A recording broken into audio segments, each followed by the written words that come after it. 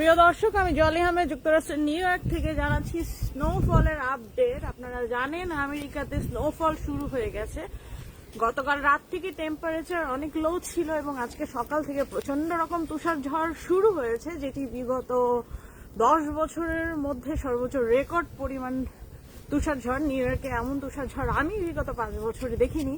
এই তুষার ঝড়ে আশঙ্কা করা হয়েছে শহরের ভেতরে 6 থেকে 12 ফিট পর্যন্ত স্নোফল হবে এবং শহরের বাইরে সেটি বেড়ে যে 12 থেকে 18 ফিট পর্যন্ত হতে পারে। জনজীবন দুর্বিষহ হয়ে উঠেছে এবং ট্রান্সপোর্টেশন অলমোস্ট বন্ধ হয়ে গেছে।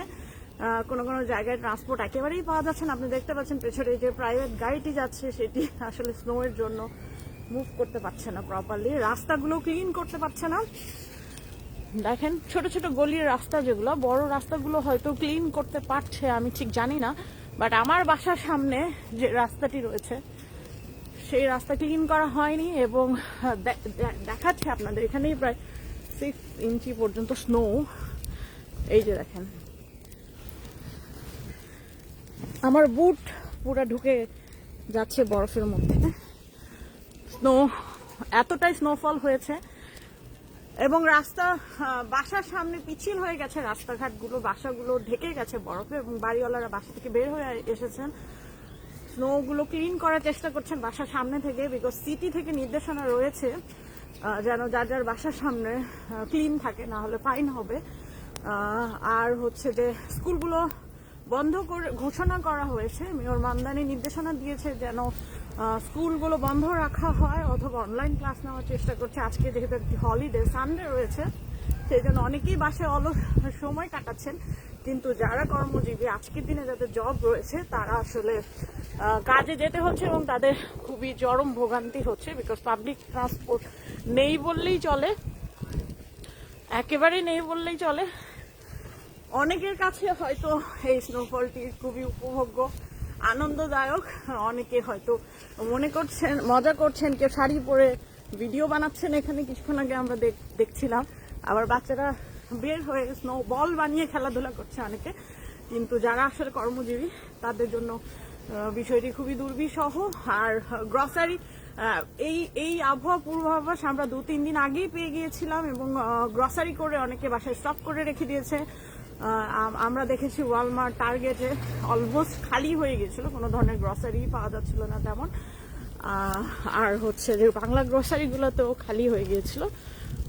এই যে দেখতে পাচ্ছেন অনেকেই বের হয়ে এনজয় করছে। আমি দেখানোর চেষ্টা করছি জুম করে।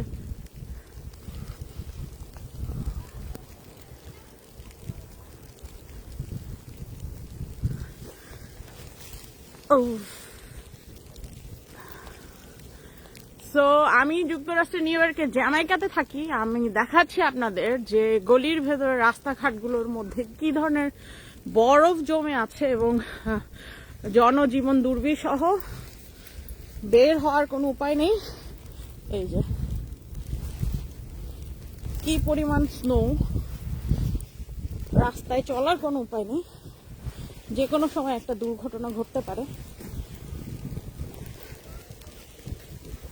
অনেকেই বের হয়ে এনজয় করছে আসলে, বাট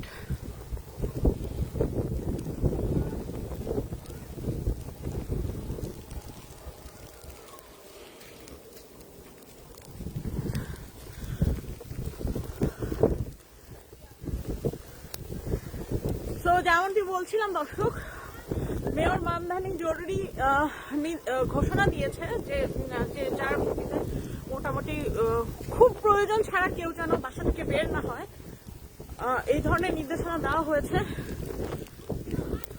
পরবর্তী আপডেট না পাওয়া পর্যন্ত। এবং স্নোফল শুরু হয়েছে 2-3 দিন আরো চলবে এই পরিস্থিতি। আগামী আরো 2-3 দিন এভাবেই চলতে থাকবে। তাই সবাইকে সতর্ক থাকতে বলা হয়েছে, খুব বেশি জরুরি প্রয়োজন ছাড়া যেন কেউ ঘর থেকে বের না হয়, তেমনটি বলা হয়েছে।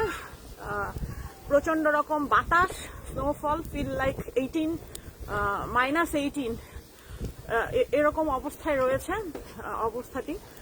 সো দেখাচ্ছিলাম আপনাদের। এই ধরনের স্নোফল আসলে নিউ ইয়র্কবাসী খুব একটা দেখেনি। আমি এর আগে কলোরাডোতে ছিলাম 4 বছর আগে, তখন আমি দেখেছি কলোরাডোতে এরকম, বাট নিউ ইয়র্কে আমি দেখিনি। ছোট ছোট বাচ্চারা দেখা যাচ্ছে ঘর থেকে বের হয়ে গেছে স্নোকে এনজয় করবার জন্য।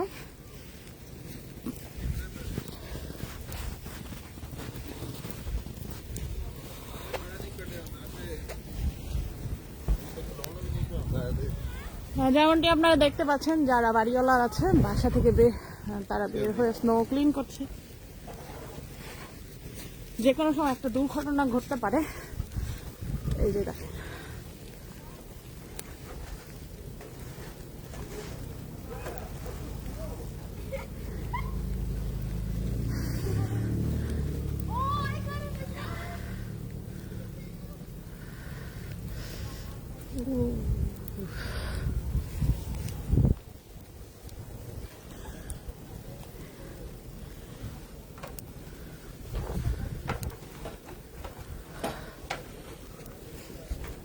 তো খুব বেশি সময় বাইরে থাকা যাচ্ছে না। যারা বের হচ্ছে স্নোর মধ্যে ফটো সেশন করতে, তারা টুকটাক ফটো সেশন করে সাথে সাথে বাসায় ঢুকে যাচ্ছে। তো এই ছিল যুক্তরাষ্ট্রের নিউ ইয়র্ক থেকে তুষার ঝড় নিয়ে আপডেট। আমি জলি আহমেদ বিদায় নিচ্ছি। আবারও হয়তো তুষার ঝড়ের আপডেট আপনাদেরকে জানানোর চেষ্টা করবো। সেই পর্যন্ত সবাই ভালো থাকবেন, সুস্থ থাকবেন এবং সাবধানে থাকবেন। আল্লাহ হাফেজ।